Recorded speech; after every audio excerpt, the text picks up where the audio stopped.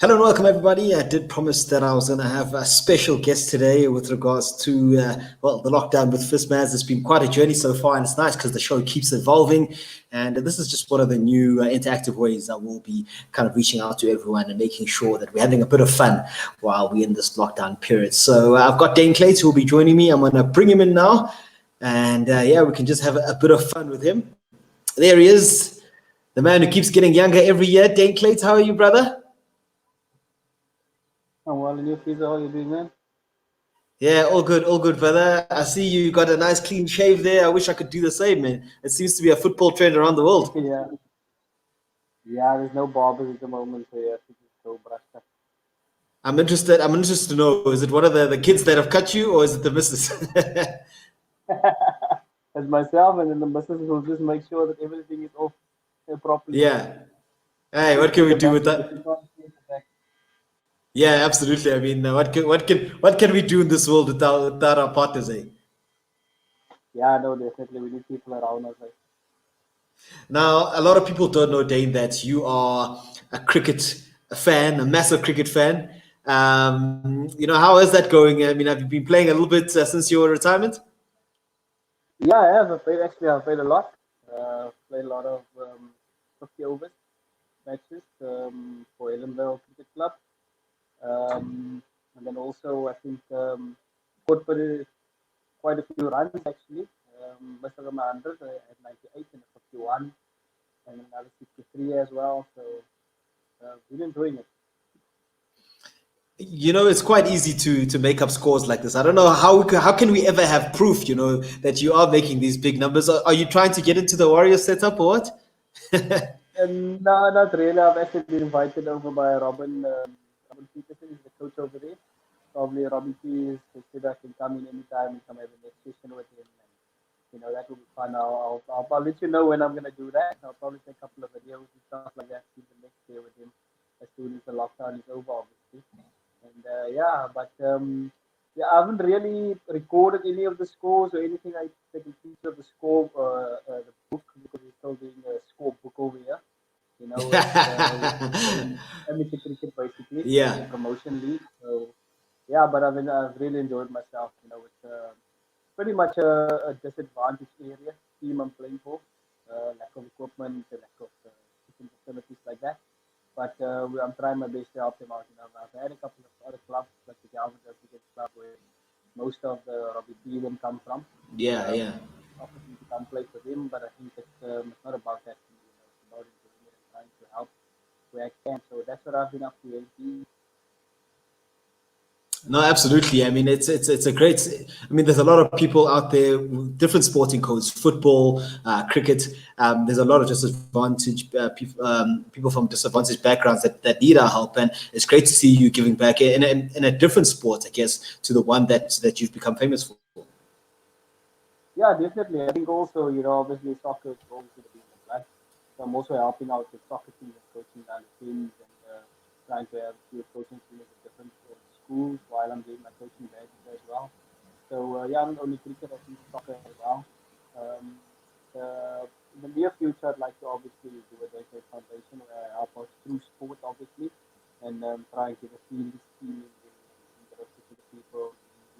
A lot of times I've coached at Chipper United, the team, a lot of the players came to training, not having eaten anything, struggle at training, surface not home, obviously. So those type of things with through sport, I think, try to do a better foundation and obviously get a couple of donations coming in. So now definitely try and make a difference on a broader perspective of No, absolutely. I mean, it's great to hear. And I'm sure, I mean, as a young man, you also had people helping you out. I mean, if you take it way back to the beginning, to your time at the Transnet School of Excellence, I mean, that's where it all started for you. And it took someone to believe in you, and it took someone to really have faith in you to give you that opportunity to get started in your career. Yeah, no, definitely. There are a lot of people that came on board. I think what also helped back in the day, the provincial tournament, the Eastern Province, and the Eastern Province, that also helped a lot to put myself in the window. But that helped immensely getting me over to the school of excellence, and then especially at the school of excellence, obviously then down to team and had trials as well. So I think that's where it all started. That's what I'm looking at now. doing as well. I don't think it's what it is at the moment. Um, it can inspire younger players, to be players for professional life. Other than me, especially the era I come from, I can give level of inspiration and inspired. Team they have done that, they've seen me doing it, so that I've walked the talk, obviously. So hopefully I can inspire a few up and coming players, to consider soccer or hockey or talking at schools and things like that. Just trying to make them believe that I come from an area where not a lot of things happen, a lot of gangsterism, a lot of abuse of drugs and alcohol and this type of thing, and it's just about sacrificing all those things, in order to make it. Absolutely, Dana. I'm just going to ask you for a quick favor right now. I mean, I can see that there's a comment here from one of our viewers saying that they can't hear you as clearly as they'd like. I don't know if it's maybe the earphones, or if you just try without them. Is it going to be is it too loud out there? Let me do the earphone quickly. Let me take it out quickly. All right, cool. I'll rejoin you in a bit, but yeah, that's Daine Klate there, just talking through us. I mean, about obviously all the things that are currently plaguing this disadvantaged Is that a bit backgrounds in better? our country. There's still plenty of people who need our help, and Daine sounds like $1,000,000 now. So we are going to rejoin him. There we go. Can you just talk for us again? Yeah, can you guys hear me a bit better now? Nah, that's perfect. That's perfect, Dane. I mean, yeah. So I mean, just to pick up from there. I mean, obviously, I was just touching on the fact that you started your career at the School of Excellence. Obviously into provincials before then. But let's talk about that. I mean, I just imagine what a massive role it played in South African football. It's sad, isn't it, that it's no longer around. Yeah, it's. I think obviously it's important. At the time, you could have seen that the way the School of Excellence was going. Obviously, with the different professional clubs coming up as well. The aim from the School of Excellence was always to get players into the professional club. But that got taken away. So the cream of the crop obviously got scouted by different professional clubs into their setups. So the School of Excellence kind of took a backseat in that. And the saddest part was when Safa obviously took over. It went from bad to worse, obviously. Like everybody knows, Transnet, the sponsor, pulled out. But I believe that Transnet has been back in the frame, into the picture a little bit now. And things is a bit better there at the moment. But I'm not sure that we'll get the same when Stephen Pienaar then was there and those type of things. It's quite difficult in this market at the moment, where the ultimate goal is to prepare players for professional football. Now professional teams have got their own teams, so players prefer going directly to those type of teams. I mean, you've mentioned a guy like Stephen Pienaar. I mean, there's some really famous names that have come from the School of Excellence, famous coaches as well. I mean, just who did you work with and who did you play with during your time there? I was at I don't know.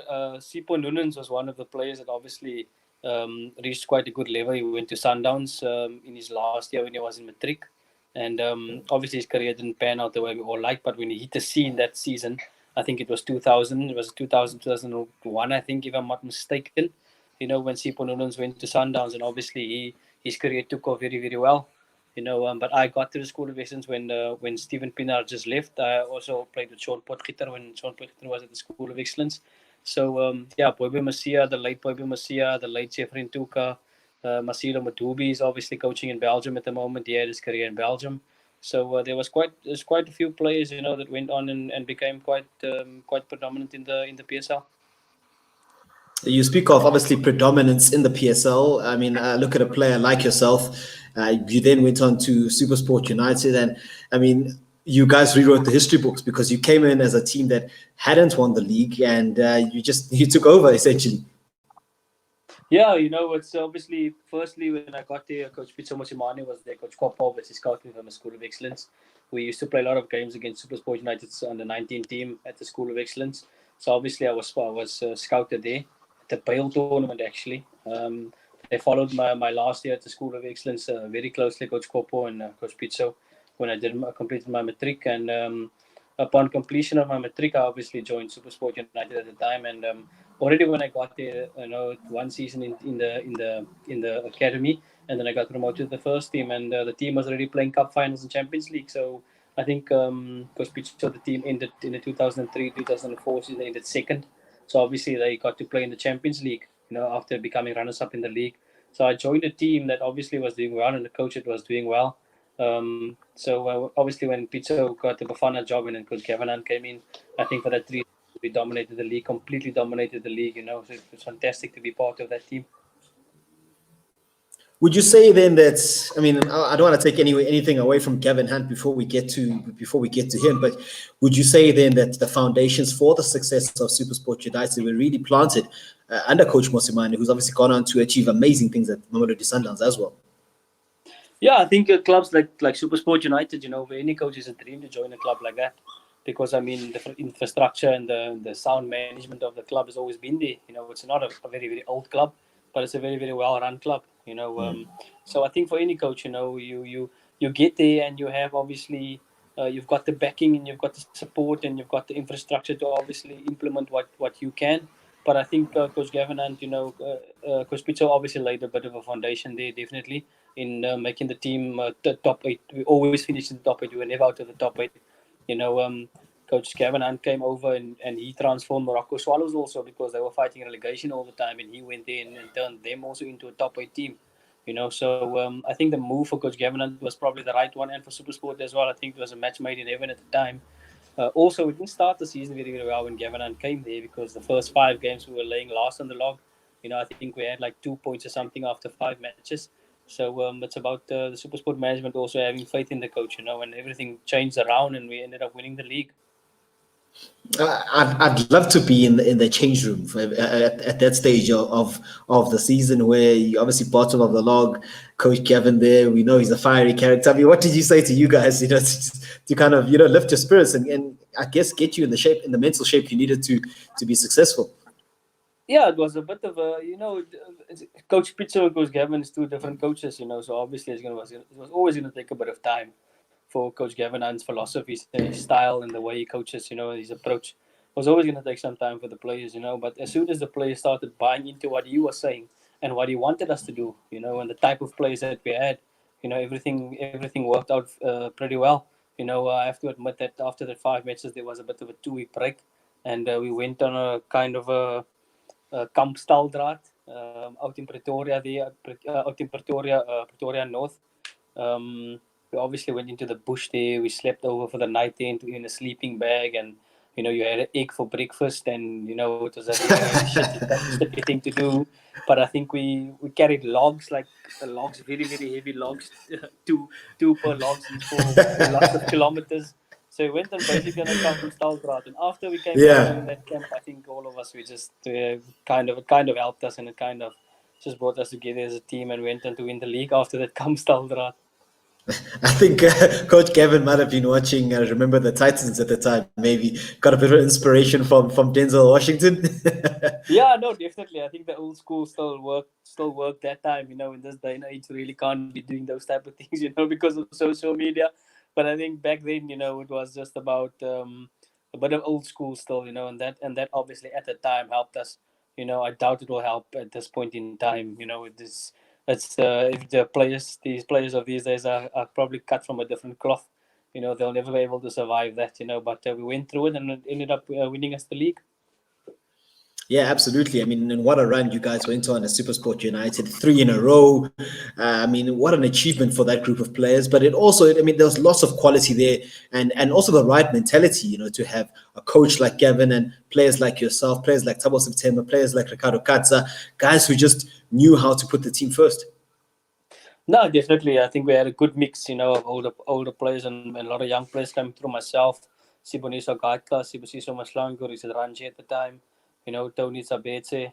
So I think we were the younger generation, when you had your Ricardo Katsas, your Tiembam Goonies, your Shane Pochenpools that came from Ajax Cape Town as well, So the mix was very, very good. I think we had an excellent mix. And then later on, Brent Carlson came in, David Kennemer came in. So these were seasoned professionals. I remember watching David Kennemer play for Cape Town Spurs in 1995. So obviously, when you have that good mix, Andre Arendse in goals as well, we had a fantastic mix of youth and experience in the team. So it just argued well. Yeah, absolutely. I mean, what a time. I think we all remember it quite fondly. SuperSport United dominating. And the great thing is that, for all the Orlando Pirates fans out there, you then chose the colors of the 3 skippers, I guess. And how did that happen exactly in terms of you going to Pirates? Yeah, first I think the second season we won the league title at Supersport. I was approached by Pirates, and we actually agreed everything. Supersport allowed me to talk to Pirates. I met with the chairman, and we agreed everything. I was set to leave, but then at the last minute, Supersport United chairman Kulusubia um, pulled the plug. On the whole deal. He said I'm not going anywhere. The club still needs me, and all those type of things. So in the end, I managed to stay another season with the club, and the club promised me that after one more season, they will let me go to whichever club I want to go to.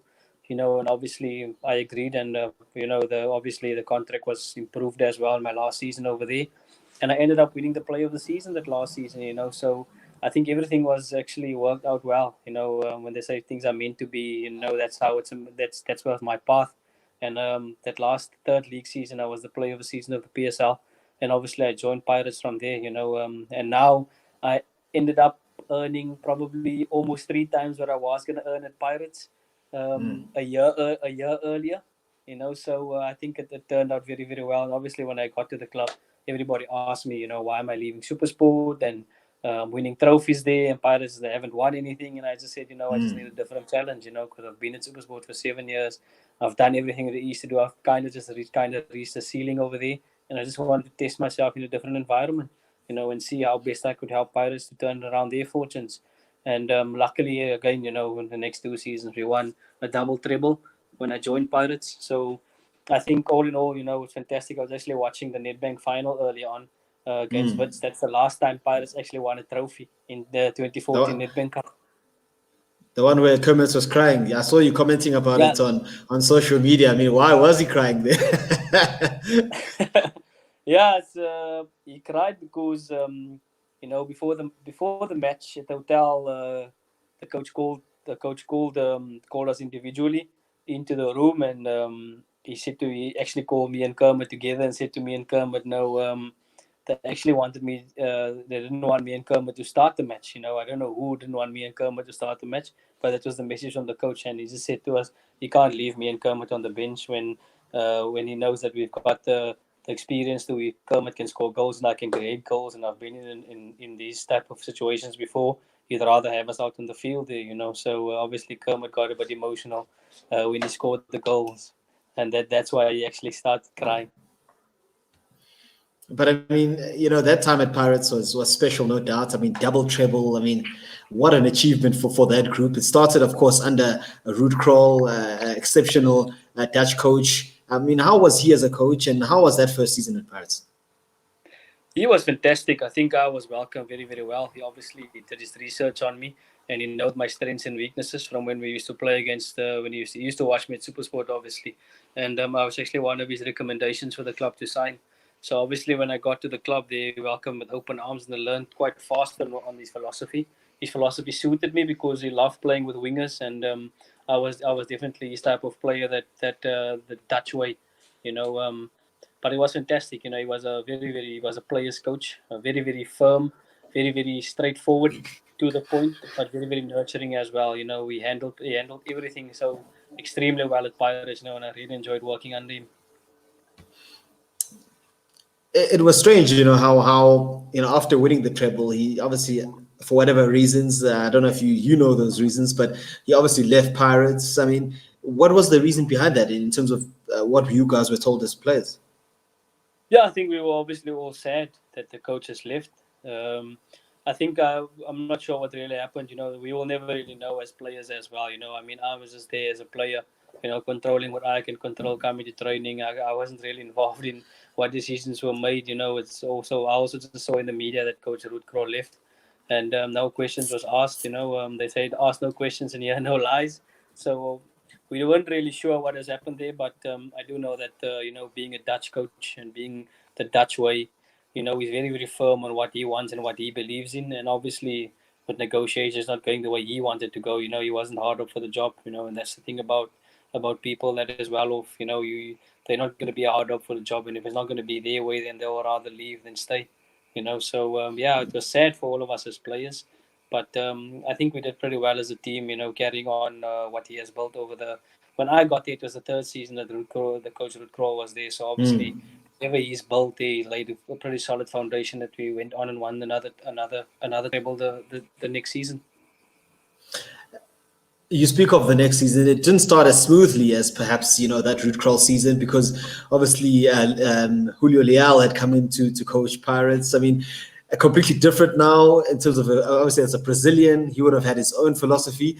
And I saw you talking on Twitter the other day with regards to obviously his interactions with the players and how sometimes he struggles to get the message across. Yeah, we were lucky because Coach Ruud Krol really laid a fantastic foundation. And obviously the club made some sound signings. Jeez, man. I think Pirates, we brought in Siyabonga Sangweni came in. Penny McCarthy came in. So I think, with the players that Pirates signed that season, I think it was fantastic for the club, just to carry on from where we've left off the previous season, But like I said, two different characters altogether, because Leao was very soft-spoken. And at a club like Pirates, a coach is very soft-spoken will never really last that long. I felt that a lot of people took advantage of him. He's got a kind nature. He's kind-hearted. He's very, very soft. And as players, obviously, we all felt that he was way too soft. And at the end, obviously, Coach Palacios finished the season with us. Coach Palacios came in and everything was just more disciplined. Everybody was early for training and everything. All the ducks was just in a row when Coach Palacios came in. And we ended up winning the league title again. You mentioned a player that I wanted to touch on, Benny McCarthy, the Benny effect. He came into Pirates, and everyone thought he was past it. This guy is just coming to get his last paycheck. He's overweight, he's this, he's that, and he shut people up quite nicely. Yeah, no, he was unbelievable. Benny's work ethic was fantastic. At that age that he was at, after training, we'd still stay behind after training and do finishing and do free kicks with us. And, he was just a team player, all the habits that he's learned in Europe over the years, obviously stuck with him, even till that, when he was at Pirates, he would still stay behind after training, talk to whoever, come to training early, leave last. So those are the type of things that makes a proper professional, and I think his timing of joining Pirates as well was fantastic, for us to win the second treble. I think he played a huge part in helping the club retain another treble the season after winning the first one. I don't know if you remember that game at Moses Mapita Stadium against Golden Arrows to win the title. I mean, I happened to be in the crowd that day. I mean, I'm from Durban, so I was watching that game, and Benny scored that free kick, and I mean, wow, what an atmosphere that was created that day. Yeah, I think he's always been that player, that's there for the big occasion, and what a scene it was seeing a man like him. I think he fully deserves it. He really printed, albeit it was one season in the PSL at Pirates that he really put his foot down, but everybody will remember him for that, and I was also very, very happy for him that he had a successful season at Pirates to come finish off his career. It wasn't about the paycheck for him. It definitely was on leaving a print and leaving his mark in the PSL as well, which he definitely done. And for you personally, I mean, your time at Paris, do you look at it, you look back at it quite fondly? I mean, I know all the fans still hold you in high regard, and that number 7 jersey will be remembered for some time. Yeah, I grew up supporting Pirates, obviously, so I think I really had a fantastic time at the club. I'm very, very close to the club as well still, still speak a lot to the people at the office, and I've always been in contact, that's how I am, that's how I'm still in contact with everyone at Supersport as well, and I've never really burned my bridges with any of the clubs. So, I think very, very fond memories over there, and I'm very, very extremely happy that I was able to contribute not only to the club, but I think where I come from as well. A lot of my friends support Orlando Pirates, and made them proud as well, having grown up with them, growing up with them, and then obviously contributing to things that we watched together on TV, and inspiring, obviously. So I think that was fantastic for me. Is being able to be at Pirates and obviously win, and not just play for the club, but win lots of trophies for the club. Yeah, absolutely. I mean, I've had a few requests here for some people to come on and ask you a question or two. Are you comfortable with that? Just a few Pirates fans sure. that wanna. All right, so I'm gonna bring him in here. Let's see. Let's add Richard to the stream. Richard, can you hear us? Yes, can you hear me? Yes, we can hear you loud and clear. Daine Klate is here. What kind of question do you have for the main man himself? Afternoon, Daine. Big fan of yours and a big fan of Pirates, obviously. Just an easy question for you. Back at your time at Pirates, I just want to know how was it to gel in a team like Pirates?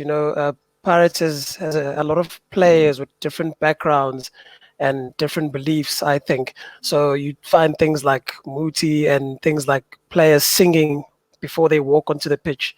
Did you find that exciting at all? Were you part of the singing, bring the team together? Just what were your thoughts on the whole team chemistry?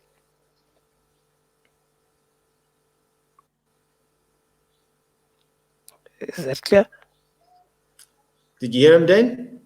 No, I didn't hear you, mate. You're gonna have to. All right, can you just repeat that for us? I can't hear him. Okay, Daine, can you hear me now? I still can't hear him. Oh, You still can't hear him. No, I can't. Okay, well that's a bit weird. Okay. should I put All the right, Richard, comment?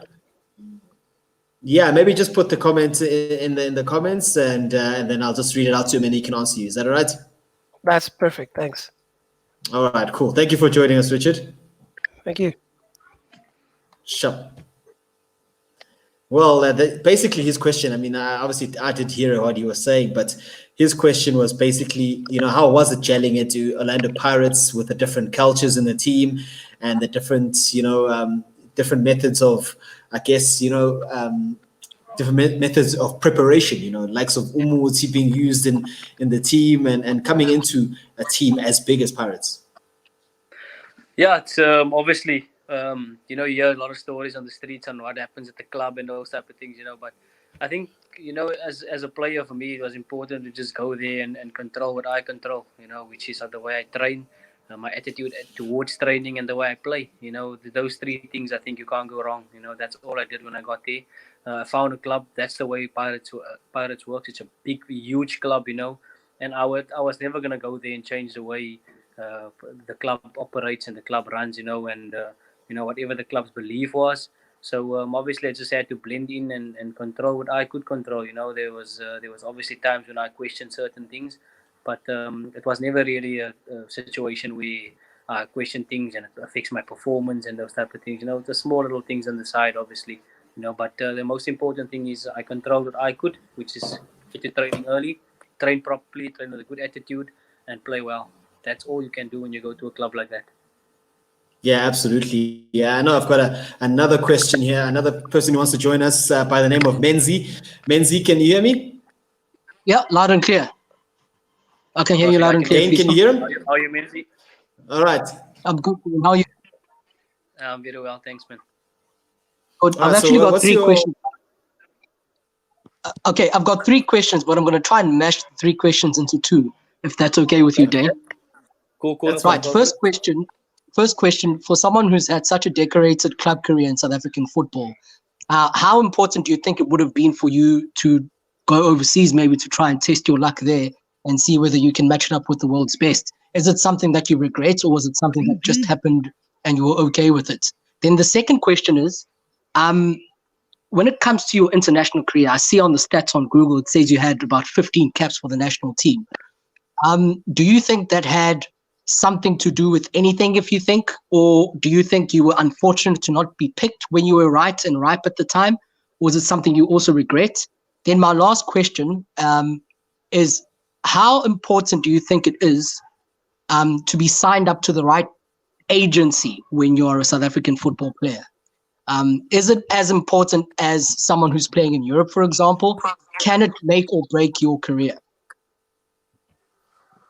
Oh, those are some questions. I think the first one obviously was about overseas. I think I went to Feyenoord when I was at Super Sport when I was young. I think I was 18 years old at the time. I went to Feyenoord for an assessment, and then I obviously went to Strasbourg. I think I was 23 or 22 at the time. But if there was a place for me in Europe, I would have loved to play in Europe, But it just so happened that my path was to obviously play locally all my career, my entire career, and obviously did well at it. But I think I don't have any regrets. You know, I would have definitely loved to. If someone had said now move to Europe when you were 25 or 23, an opportunity came through, I would definitely have done that. You know, but I have absolutely no regrets. Again, I controlled what I could, you know, in terms of that. And then the second question was obviously Bafana. You know, again, I think I was probably overlooked at the best part. I think the least that could have happened was for me to be in the World Cup 2010 squad, at least on the bench. You know, I think I was the player of the season leading up to the World Cup. So obviously, it was disappointing for me not to be added to the squad. But again, I went to Brazil with the preliminary squad, you know, and I never really stood a chance because we were a squad of 27, 28 players. I think close to 30 players there, locally based players, and obviously. We played 11v11 and I wasn't even in the 11v11s, you know. So I think the writing was on the wall when I went to Brazil. I think it was February or something like that. Yeah, I already knew that, you know what, I don't stand a chance because people is not going to have a look at me properly, you know, irrespective of what I've done in the league and all those type of things. So but I don't have a regret because, again, that was out of my control. I couldn't select myself for the team, you know.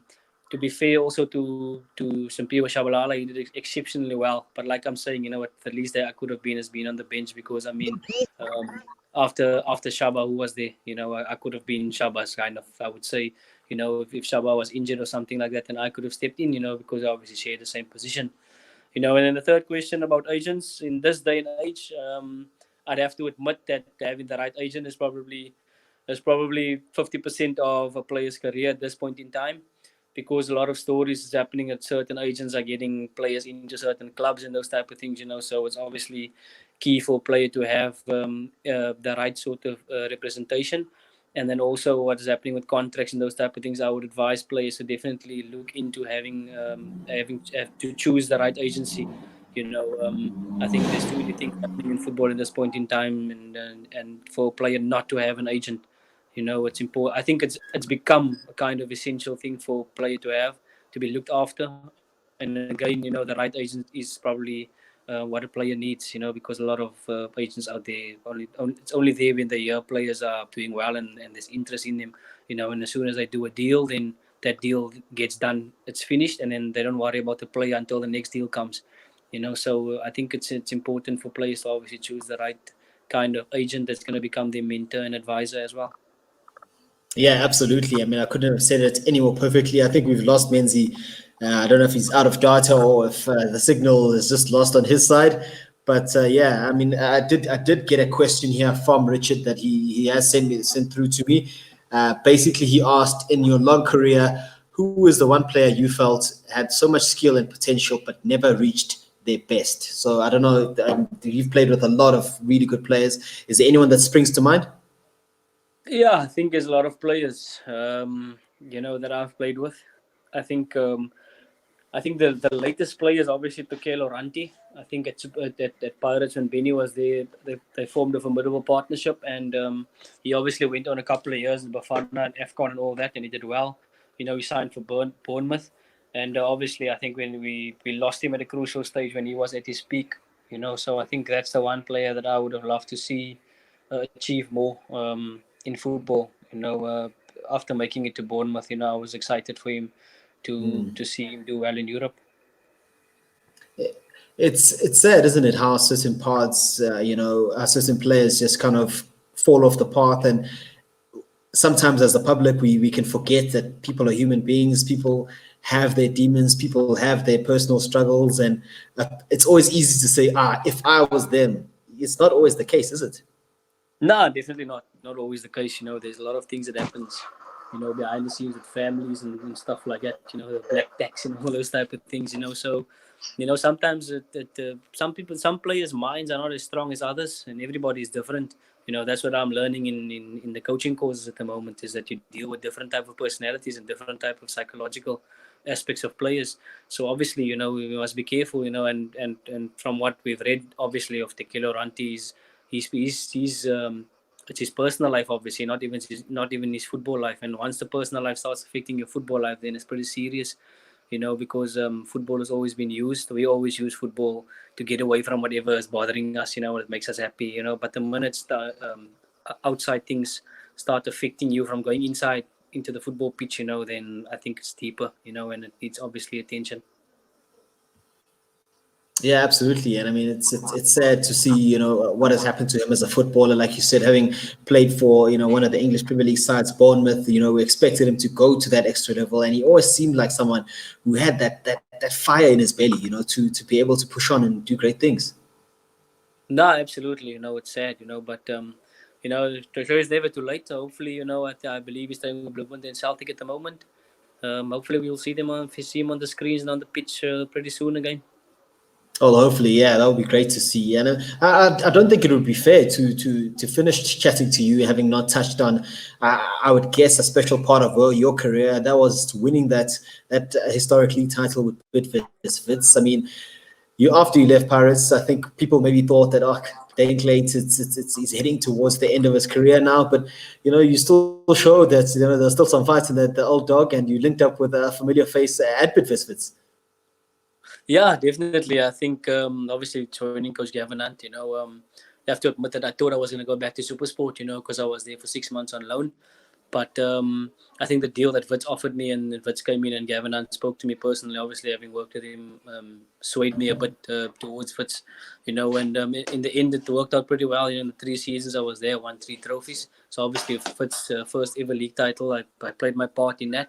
And obviously the Telkom MTN 8 as well, and the Telkom knockout. Played my part in all the success of Wits. So I don't think there's many people that can argue that it was the right move at the right time for me. And it was just my path. But fantastic time there at that club as well. Still speak a lot to Coach Kevin Hunt, obviously about coaching because I'm doing my coaching badges at the moment. So I have a lot of contact with him. Still, a lot of contact with Coach Pizzo as well. So I think obviously I'm a bit fortunate enough. I've been able to work with coaches that has been doing well in the league, locally and not internationally, because sometimes we try and follow the trends of Europe, but realistically speaking, are we really gonna have those type of infrastructure, here by us? I don't think so. So we have to come to the level of obviously where the players come from, especially if you work with a player coming from a village. Are you really gonna put up video analysis there for the player for 30 minutes and 45 minutes for the player to watch when the player hardly knows anything about school? So I think I'm learning a lot in that aspect, and I was fortunate to work with Coach Pizzo and Coach Gavin when there was no such technology. So I can incorporate the technology, and I can also go a bit old school in flip chart, writing point A, point B, and staying on page 1 with certain players that needs to stay on page 1. So I think, all in a nutshell, I've been fortunate with my career and the clubs that I've joined. I'm very, very successful. And so I think I have no regrets. People say I retired a bit too early, but I think I just had enough, and I have no regrets. And I just stopped enjoying waking up and going to training. No, absolutely. And I mean, you touched on an amazing point there with regards to, coaching and coaches understanding players, coaches understanding situations. Do you feel that some coaches, if you look back at the olden times and maybe they operated in a certain way and they've had to adapt to modern day players, modern day personalities, how important is it to be able to have that understanding of not only where do players come from, their personalities, but also to be able to understand, what works for some players and what doesn't? Yeah, I think that's crucial. I think that separates good coaches from ordinary coaches. It's being able to, like us. If you go overseas and look at Sir Alex Ferguson, when you read stuff about him, it wasn't really about the training. It wasn't really about his team talks. It was more about him standing and watching the player's body language and seeing that the player something is wrong with the player. So I think that was the most important part that when I've read Sir Alex Ferguson's books and quotes on him. Obviously it's about being a manager and not just worrying about the tactics. Anybody can go tactics. You can go on YouTube now and you'll find all the tactics in the world over there. But not everybody can climb into a player's psychology and obviously try and make that player believe in himself and try and make that player believe that he can make it and is good enough. And try and get into that player's mind to actually learn what you are trying to teach him. That he's understanding what you're teaching him. And I think that's the most important thing for me is to try and teach the players so that they can understand. So if you have a left winger, for example, if you ask any, I would like to be a coach one day, and if you ask my player in a team, what is your role responsibility. That player must be able to tell you exactly what his role and responsibility is in his position, and then you incorporate all that into a team, and obviously the team will become successful. So I think that's obviously one angle that I'm looking at doing things. The one thing I want to touch on is obviously one of your big loves, in English football, as Tottenham Hotspur. Um, it comes up in my head now because obviously speaking about coaching, and your coach now obviously is Jose Mourinho, a fascinating character in the world of football. But some will say that he hasn't adapted as well as guys like Sir Alex Ferguson when it comes to modern day players, modern day football, social media, things like that. Is this something you'd agree on? Or is that something that you think maybe is off the mark and it's just been a bad run of teams, I guess, with United maybe not being the perfect fit for him and what you wanted to do? No, I think obviously if you go from Pochettino, with what Pochettino has done, it's a bit unfair on a coach like Mourinho. It's always easy to go to a team that's doing well compared to a team that. But I mean, he took over and I said to myself, let's give him a chance, But I'm not sure he's the right guy at the moment for Tottenham. If I look at the body language of the players, the style of players played under Pochettino, they had fun, they enjoyed. When I watch the players now, their body language, you can see their body language is just not the way it used to be. So I'm not sure, and it doesn't help a coach like Mourinho. He goes into the media and says, "I don't have players, and this one is injured, and that." What about the ones that's available? What are you telling them? Telling them that they're not good enough, they're not going to play for you. So I just think his psychology around things and the way I'm reading the situation at the moment is that he's making the players that's available feel that they're not good enough at the moment. And they're never really going to give their all and enjoy themselves. So with Harry Kane obviously out and Son obviously out as well, I think it made it more difficult for the coach. But yeah, let's see next season. I think it's only fair, when you come in and the season is ongoing, it's obviously difficult. But I think obviously next season will definitely be. I can really judge him on next season and say what I feel, in my opinion, or what he lacks. But I don't think I can judge him with him coming in. A manager like Pochettino, he was family to the players, obviously, and they took a psychological knock as well. So it's difficult to get them up to the level that they were psychologically. After losing the Champions League final as well, and not starting the season very very well, and the coach gets fired. And then obviously Coach Mourinho comes in, it becomes difficult. It becomes difficult because the players are used to a certain way of doing things. The club staff and everybody is used to a certain way of things. And obviously with Jose Mourinho coming in, it's a bit different. So everybody must still adapt. And I think that phase of adaptation was still taking place, when the season was on, obviously, when it stopped now with the COVID-19. I think that situation there, uh, I would have liked to see the end of the season how it played out, But obviously this break has come now, and hopefully next season we'll have a better start, And obviously maybe coach new philosophy will come in and everything will work out. But just a matter of time. It's all a process, you can't say it's too early. It's too early for me to say that Mourinho is not the right guy. Okay, no, 100%. And I'll ask you a little bit early on with regards to what have you been keeping yourself up to with COVID-19, obviously plaguing the world at the moment. How's the family? How's the kids? And have you lost your head yet? Nah, they're fantastic. They just playing Fortnite and FIFA, and they do a little tasks, school tasks, and their mom keeps them busy because she's a teacher as well, so she has Yeah. tasks and stuff for them as well to do. Play a bit of cricket and soccer outside. I took them through a little training drill the other day with the soccer ball as well, just to keep them a bit active.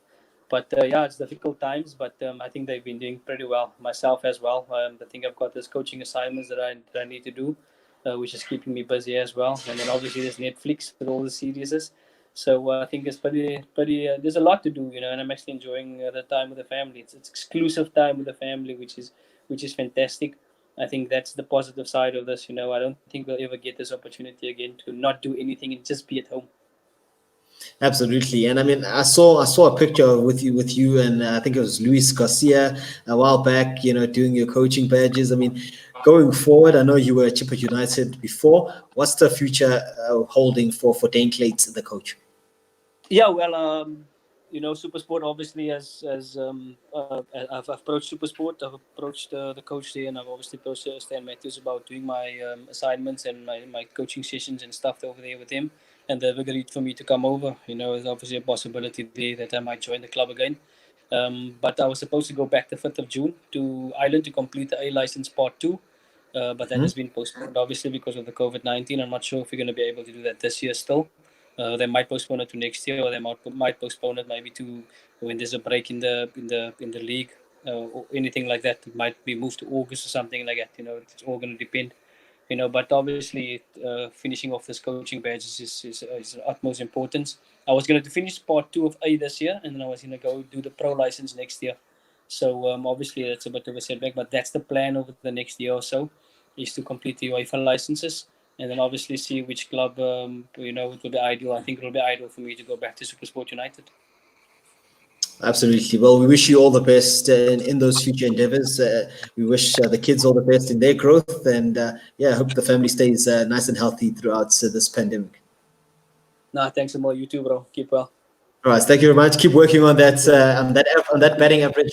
Who knows? We could be seeing you at the Warriors. Cool, man. Who knows? You might see get me there inside edge. You see. Thank you for joining us, Dave. Cool, bro. Cool, sharp. Well, that is Daine Klate, ladies and gentlemen, one of the truly great servants of South African football, a legend, I guess we can call him, or not, I guess, he is a legend. He's won everything. Won the title 3 times at SuperSport United, won it twice at Orlando Pirates, and won it once at Bidvest Wits. Good luck beating those particular records. So, Daine Klate, that is a wrap for episode 5 of The Lockdown with FisMaz. It's been an absolute pleasure hosting you guys today, and I hope that you enjoyed the show. I hope you took something out of it, and I hope that you know that we're going to keep doing more of the same and keep bringing you some nice, spicy stuff. Thank you very much for joining us. I'm FisMaz, signing out. Bye.